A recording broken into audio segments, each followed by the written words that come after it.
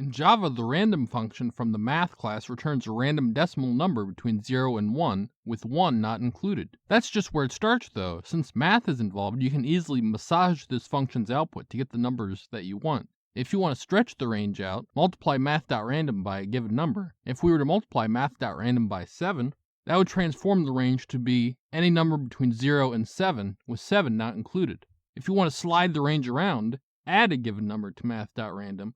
If we were to add 3 to math.random, that would slide the range to be any number between 3 and 4, with 4 not included. You could even apply this to negative numbers. Subtract 1 from math.random, and that would slide the range to be any number between -1 and 0, with 0 not included. As we've been going, math.random has been outputting obnoxiously long double values. In a different video, I'll explain how to use math.round to round to a certain number of decimal places, but for this video, we will just cast the output to an int.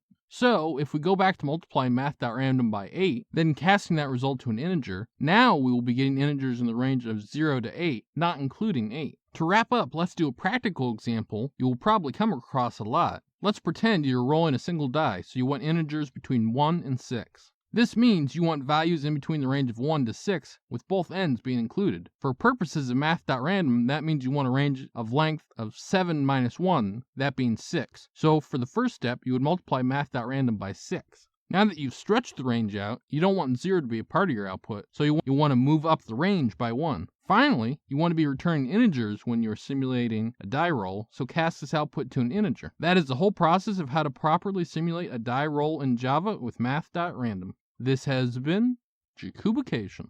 Like and subscribe to learn more.